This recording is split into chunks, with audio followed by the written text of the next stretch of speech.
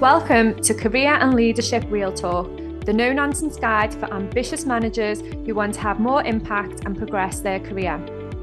I'm Pamela Langan, a job search coach and expert CV writer specialising in helping frustrated professionals land the jobs and pay rises they know they deserve. And I'm Jackie Jagger, a leadership and mindset coach specialising in helping newly promoted and new to role leaders to avoid the dickhead trap and lead with confidence. Between us, we've helped hundreds of leaders and managers to find new roles, take ownership of their careers, and handle the challenges that job searches and leadership responsibility inevitably bring. And now we're joining forces to share with you what we know has worked for our clients. Hello and welcome to this week's episode. Today we are talking about how to unlock the power of productive and engaging meetings, which is a follow-on from our episodes a few weeks back on how not to have shit meetings. So today we are going to home in on what you need to do in order to set up and run effective team meetings that your team actually want to come to and actually look forward to going to as well. So we're going to get stuck in and give you all of our hints and tips.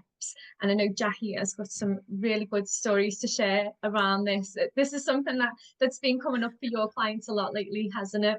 Yeah, it's a really interesting one because the whole meeting culture, so many people have so many meetings and they've just got meeting fatigue. And I think particularly in the last few years with so many more remote meetings and kind of just so little downtime, I think there's that real fear that when you're running a team meeting, you just don't want it to be another one, that you're conscious of how you find meetings and the fact that you come out of a meeting, there's 27 more emails that you've got to get to, and you feel like you haven't got any time to do any actual work. So I think when you're planning a team meeting, there's that kind of pressure on your shoulders as a manager and leader where you don't want that for your team, that you want to make your meetings ones that, like you say, they want to come to. And I think there's always that kind of like, oh, how do I go about that? And yeah, not long ago, I remember having a message from a client who'd picked up additional team members. So she was already leading a team, and then they brought another function to sit underneath alongside. And there was that kind of question of, okay, and how often should I have team meetings? What should they be like? They've not been having team meetings, so they're going from kind of nothing to having something. How do I go about doing that and making it something that is not just going to be another burden for them to have on their shoulders, but something that's actually going to be useful, relevant, interesting, engaging? So yeah, comes up a lot. Yeah, and it's a hard one, isn't it? Because you've always got that pressure, haven't you, as a leader or manager? Like, how many times do I hold the team meeting? How do we run it? And what do we include in it? How do we make sure we're not boring everybody? But how do we make sure that we get through everything that we need to get through? And from our previous episodes, I absolutely loved your framework around the purpose, outcomes, and the process. I think that was a really useful way to think of how you run that team meeting and how you make sure that you get the most out of it.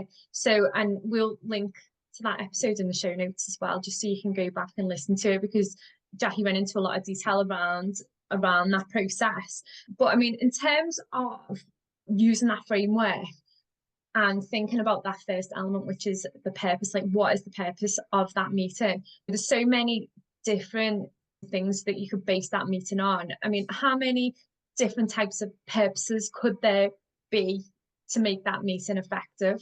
And I think that's a really useful question, because I think with team meetings, often there are multiple different types of purpose. And so then the question can become, well, actually, do we have one meeting? Do we have different meetings to serve each different purpose? And I think team meetings can often kind of span more than one. So I guess probably I would say there's about 5 or 6 different kind of broad categories that when I was planning a team meeting would be different elements, if you like, of the purpose of that meeting. So at a very basic level, there is status updates. So anything that as a team, projects that you're working on together, or reporting updates, more generally, kind of communication onward from senior team or other people within the business. So you can kind of categorize those, I guess, as status updates, I would see as being about the actual team updating each other on the status of things they're working on. But then very similar to that, but slightly different, you've got the information share, which is taking information from elsewhere in the business that needs to be shared. So I think those are probably the most kind of common ones. And they're also, ironically, the ones that it's very easy for them to become very staid and not engaging and just repetitive. You're smiling and nodding as I'm describing that. I have a feeling you've been in not very good team meetings for the purpose of status updates and information share. Yeah, I think with status updates and that information sharing, there's a real danger that there's always that one or two people in the team who will just go on and on and on with their update. And some of the team meetings that I've run in the past, I would have like a stopwatch and give people 5 minutes or whatever it is to update. But what are the techniques that you would use to make sure that people aren't running away with that time, and almost, because I think sometimes people can use it as a real opportunity to go through everything they're doing to almost try and raise their profile. So it's like, it's great that you can obviously use that to your advantage to a certain degree, but you don't want to be seen to be that person who is taking over and really using up all of that precious time in the meeting just on you. I think a big part of it is, so with status updates and information sharing, I would say for those types or those elements of team meetings, having some real kind of clarity and structure around how that's going to be done can be really helpful, because then, like you say, you can keep it on time, you can keep it to topic, you can create that equal share of the voice within the room, where it's not just one person spending ages, but actually there's real clarity. So there's a book called Death by Meeting by Patrick Lencioni, and we've referenced him in the past. So he also has the 5 dysfunctions of a team. And I remember reading that, oh God, dread to think how many years ago now, but that really identifies some really good solid structure around status update type meetings. So he talks about daily 5-minute meetings and weekly half-hour meetings. And there's a real clarity around the structure that he gives there. But I would say really for those, it's about being really crystal clear. So like you said, if there's a set amount of time, and it's also about setting the expectation, I think, that people come prepared, because it can be repetitive. The temptation is that people come and they're just going to wing it, and they kind of just talk then around what they've been doing, as opposed to having real clarity about what do I actually need to update people on, what is relevant and necessary for other people on the team to know, and how can I do that. So if you want people to come with a 60-second update with their top 3 bullet points, then set that as an expectation and manage people to that expectation, where you want them to have thought about it, made clear what's relevant and why it's relevant, as opposed to letting people kind of talk for longer or shorter or what have you. And I think if you establish that rhythm and routine, then it becomes quite clear. And then if somebody joins the team, they can see that in action.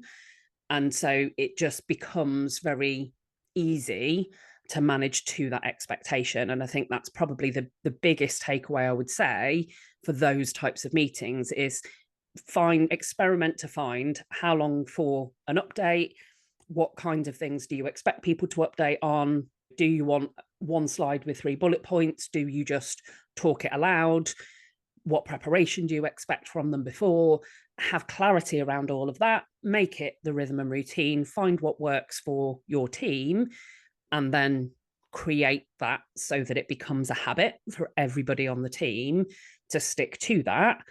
and be prepared to call out. So if somebody is going way over, like you said, if it's a stopwatch, it's a stopwatch, and that's it. You've only got this amount of time. But I think by doing that, you really create that space where people know what's expected. They come, they deliver it. It's really not that complicated. And then you can get on with the other types of meeting that are generally far more engaging naturally. So I think some of the other things that you can really think about as purposes of a team meeting is to do things like making decisions. So are the things that you need to have multiple people's input or perspective or view on, or it can be about solving a problem. So is there a challenge that needs, again, multiple views that's going to benefit from more of that kind of engagement and interaction? And I think those types of meetings, by their nature, are often far more interesting. But again, it comes back to then how you run them, because they can be really interesting, but they can also fall pretty flat. And I think that's a good point actually as well, because I love those meetings where you can kind of get stuck into something and you can say, right, we've got this challenge, or we need to make this decision, or what are we going to do about a specific thing, and you can all start getting into it. You do find that people still go off on a tangent, don't they? You know, it's reining those people in.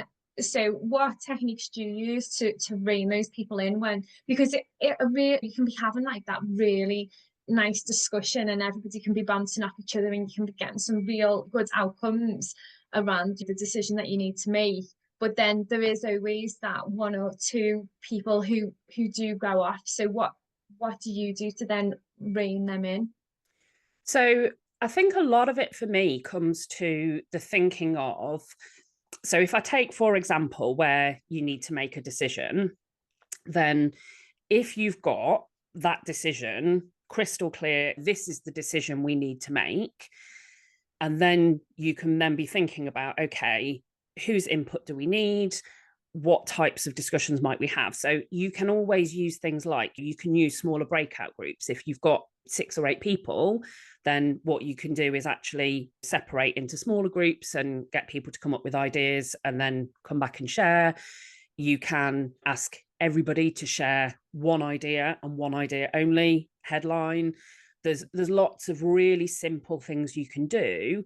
But I think a big part of it is having that culture within the team where it's normal to call out if somebody is going off tangent. And it's about calling out the behavior rather than the person, if that makes sense. So, okay, yeah, that's a really interesting point, but actually in relation to this discussion or this decision, can we park that one and come back to it? Another thing I think people often do in the midst of kind of decision making and what have you is you'll see different approaches from people with an introverted versus an extroverted preference. So introversion being generally, you do your thinking internally, you get your energy internally, and you will only then tend to express a view or an opinion or a judgment when you've kind of thought that through in your own head and come to it. Someone with more of an extroverted preference might find that a real challenge and actually just needs to talk around something aloud to get their idea out there while it's happening so that they can get to their conclusion. And I think having that understanding of each other's preferences within a team can make it easier to manage, because if who in your team tends to have an extroverted preference and who has an introverted preference and how strong that preference is, but also if the team have that knowledge and understanding of each other, then what you can then do is structure your team meetings in such a way that you can bring both together.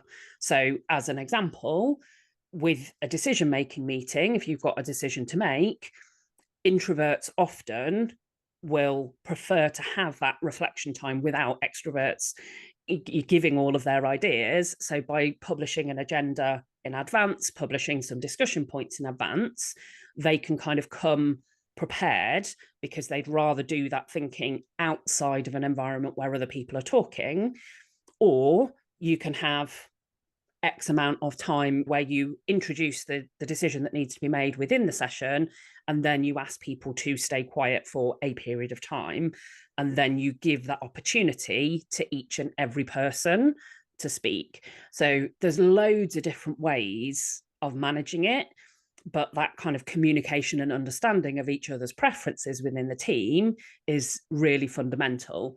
And I remember, again, not long ago, that was on a group coaching session of somebody just kind of looking, going, oh, yeah, I'm the extrovert. I'm the one that always jumps in. And someone else was like, yeah, I'm the introvert and I'm the one that always gets talked over. And there was that kind of, they weren't people that worked on the same team, but there was just almost that, oh yeah, realization moment of how that had played out in all kinds of meetings, not just team meetings, but certainly when you're running a team meeting, you can be aware of that, and you can use that knowledge and understanding to your advantage to make sure that the meeting works for both. Yeah, I think that's a really good way of managing that as well, because especially from a development point of view for yourself and developing a high performing team as well, because if you are aware of the personality types within that team and how people are going to respond to different things, or you can almost preempt how they'll respond, it's so much easier to manage that discussion or whatever it is that you need to achieve. And I think once you are aware of it as well, and it's not just about you being aware, so how would you do that actually to make sure that all of the team are aware of their personality types, and then when new people come in, like how do they integrate them? Because I know you use the emotional intelligence. Yeah, so emotional intelligence, probably less so. So for teams, there's a couple of different tools that I quite like. So there are a number of free personality tests, and in a lot of organizations, they will use tools like Myers-Briggs, DISC, Insights, etc. And so that the thing I always say about personality is that your personality reflects your preferences and not your potential. So that, for me, can be a really useful kind of insight into your own preferences, into other people's preferences, and to that preempting piece that you were talking about of how might they respond. And actually, this kind of brings me on to the kind of session, if you like. So another purpose of a team meeting can be about that kind of sense of building collaboration, building understanding of each other. And so you can run a team meeting that is specifically about understanding and sharing. If you've used a personality profiling tool, then actually that can be a really useful purpose of a team meeting, is to gain that understanding of each other's preferences. And personality profiling is one way, but there's also an exercise that I really like and I've used with teams before, which is handbooks. So you basically, each person answers the same questions about themselves, and it's like your own user manual. And so you'll answer questions like, my preference for, if you want to get my attention, do this. If you want to make my day, do this. I prefer to work in this way. So everybody will have a set of questions, and then actually you can really have fun with that, of sharing those. And it doesn't mean that, I remember somebody having a bit of a kind of reticence once with using that type of exercise of, but don't you then just spend all your time like bending over backwards? And it's not about that, because everybody has their own preference. It's not about you constantly bending over backwards to meet everybody else's preferences while they ignore yours. It's about that sense of, where do you connect? Where do you find that you've got the same preferences? Because generally we like people that are like us. So if we've got similar preferences, then that will generally make things easier. If we've got polar opposite preferences, that's where some friction can come up. So having that understanding can be really useful. And that's what that user handbook type exercise can do, is to be a team meeting session in its own right, where you can then take that learning into other types of team meetings. Yeah, I think that's a really good one, because if you can understand as the leader, and then if the rest of the team can have access to those answers as well, then you can, a lot of the time within a team setup, there's always different characters, isn't there? There's always the person who's really quiet and the person who's really extrovert, and then you've got a whole range of people in between, and people have got different quirks and all the rest of it. And then when you start understanding their personality types and their preferences, that's where I believe that you can start creating the high performing team. Because as you say, it's not about bending over backwards to accommodate people, but what it is about is understanding preferences so that you can bring everyone together in a way that's going to work. You're never going to make all of the people happy all of the time, but you can at least look at, well, what are the majority, or how can we support the people who sit just outside of that majority. And I often found when we used exercises like that, so if I think back to the first time that I was part of a senior leadership team, when we used personality profiling and kind of built that understanding of our own and each other's preferences, one of the things that did for me was I really valued, so there was one person that I was pretty much polar opposite. So we used Myers-Briggs at the time, and I was pretty much polar opposite in terms of my preferences versus theirs. But what that did was we both valued what each other brought that we didn't naturally bring. So, for example, on Myers-Briggs, my preference is perceiving rather than judging. So for those that are familiar with Myers-Briggs, what that means, for those that are not, essentially perceiving, it's kind of like you like flexibility, you like to be able to do things in your own way, at your own pace, less about kind of structure and routine and deadlines. People who have a preference for judging tend to be more structured, more organized, like to plan their work in advance and work to deadlines.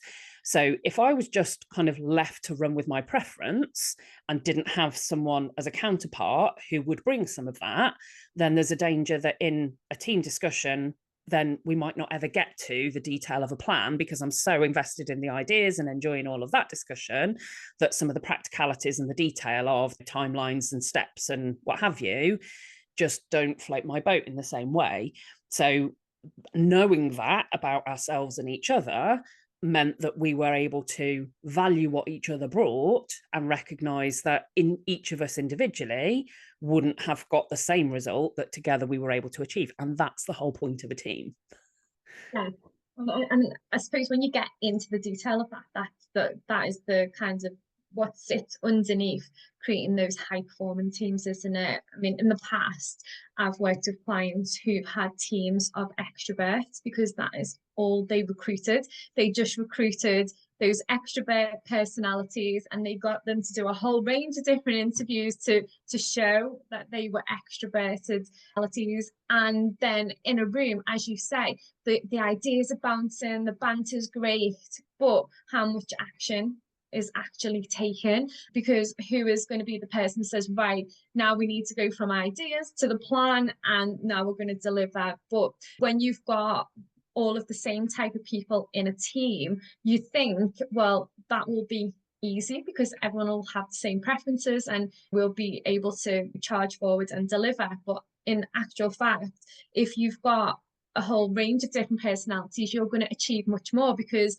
everybody will have different preferences and different ways of working, and we'll be able to then come together to not only discuss the ideas but deliver on the plan as well. And when you do have a team that is kind of unbalanced in terms of lots of extroverts or lots of introverts, this is where you do then need to understand what are those personality types so that you can work with them and move the team forward to create that high performing team and to deliver on your objectives, and just to make that real impact that you can make as a team, while also making sure you've got that team harmony as well. Absolutely. And from your experience, what would you say have been the kind of differentiators between the team meetings where there's been kind of most productive, most engaged teams versus the ones that haven't had that? So I think where it's engaged, I think the team meetings that are engaged are the ones that have got the real clear structure and, like you said before, the agenda before you go in. So I kind of, as a leader, I kind of see myself as being in the middle of that introvert and extrovert scale. Like when I do personality tests, I generally come out higher on the introvert side than I do on the extrovert side. But in reality, I'm probably tipping more into the extrovert side. And I think now we know that people can, you're not one or the other. You can move between those styles depending on the situation that you're in. So I think for me, the ideal meeting is where we get the agenda in advance so that I can think about what are we going to be talking about? Is there anything I need to prepare for? Is there anything I need to research in advance? And then obviously once you get into the meeting, it is those meetings that follow that agenda, that go through each section, where the time is spaced, everybody is on the same page in terms of we've got X amount of time for this section, or you've got X amount of time to deliver your update, and then we're going to move on. And I like the meetings that move at pace, but the ones where you can also have those really nice discussions as well. And also the meetings where everyone's included. So regardless of your personality style or your preference, you get to provide some input if you've got something to input. Just because you don't shout the loudest doesn't mean that you don't get to have your input. Those meetings where the chair is able to go around the table and find out what everyone's input is, rather than just the people who shout the loudest get to have their say, and then we're out of time, so we move on to the next section. And one thing that can really, like a really simple thing that can help with that actually, is to allocate roles. So when you're having a discussion, for example, to make a decision or to solve a problem, you can pick like maybe one or two people in the room and you can allocate them the role of devil's advocate. And that can be quite a fun way to say, right, okay, actually, we're not just going to, if we're having a discussion and moving at pace, we're not just going to fall into it. We're going to ask a couple of people to take on that role of asking some of the thought-provoking questions, of maybe offering different perspectives, of asking us to think of alternatives before we commit to a decision or a solution. And often then, because people have got that kind of role or responsibility, they're having to then think about, okay, how could I see a different perspective? And you're kind of priming people. And also you're making it okay, though it's in a lot of meetings, I think when they're not productive or engaging, it's because there's not that kind of sense of psychological safety there for people to disagree. So then if everybody just agrees and kind of moves along just for the sake of getting to the end of the agenda in time, or because they don't feel comfortable to kind of speak up and disagree, or because they're being talked over, then what can happen is that actually there's this kind of consensus that happens really quickly. Whereas if you give someone that role that says, do you know what, you need to come up with different perspectives, or you need to basically stop us just hammer into a consensus just for the sake of getting there. But I think the timing piece as well is also really important. And I think discussions often take way longer than you think they might. Productive discussions, I'm talking. So discussions where you're going to kind of consider different avenues, different ideas before you get to a conclusion. And I think sometimes people stuff an agenda with so many different things that they're trying to get from it, that then there isn't enough time for good quality discussion and debate. So even if people do feel okay to disagree and they are prepared to challenge each other, there just isn't the time, because you're literally falling off the back of the agenda timings as soon as you go into it. So I think that would be another thing I would say is give enough breathing space. When you want to make a decision or you want to solve a problem, give that breathing space and let it have the opportunity for proper debate. And the more people you've got in the room, the longer that is going to take. But actually, if it gets you to the right decision or a better decision or to a more conclusive plan, then the benefit of that afterwards is well worth the additional half hour or 45 minutes or whatever it is that you need to allocate to it. Yeah, I think that's a great tip. And also as well within that meeting, so if you don't allocate enough time, would you advise creating a separate meeting? So saying, right, okay, we need to, it's clear we need to discuss this in more detail. We'll set up a separate meeting, or would you say try and contain it within the team meeting? I think it depends. I think if we go back to what we said on the last episode, so purpose, outcomes, process, I think sometimes things are brought to team meetings that don't necessarily need everybody to be there. And so sometimes the right thing isn't necessarily for it to be a team meeting, or it might be that there's a kind of a high level initial discussion to be had where everybody's voice needs to be heard. But then actually the nitty gritty is maybe a subsection, or it needs other stakeholders from elsewhere in the business. And so I think it's that judgment call on understanding who actually needs to be involved in this. And equally, for other people that are kind of party to those kind of decisions and discussions, there are people who are really free and easy and love to kind of contribute to all kinds of discussions. But if it's not relevant, then actually, or not relevant, but if for them, their input is not necessary, then using that time and space for that can be counterproductive, because you can give them an opportunity to input, and the implication being that their input is valued and is going to be considered and taken on board. But if that isn't relevant, if their input isn't going to be considered, then should it have been an info share or a status update type meeting rather than treating it as decision making? So I think it's that judgment call of who needs to be there. And yes, to come back to your question, very often I think there'll be some discussion needed with everybody, but then for the purposes of actually moving something on, moving a project on, making a final decision, creating a plan of action, that's often not necessarily needing everybody in the team to be there for that stage. And so often it's more productive to say, right, okay, you two, you've heard the discussion. These are the bits that the big picture bits that have been decided. Now, can you go off and then come back next time with a status update, giving us the outline of the plan, or can you share when you've created that?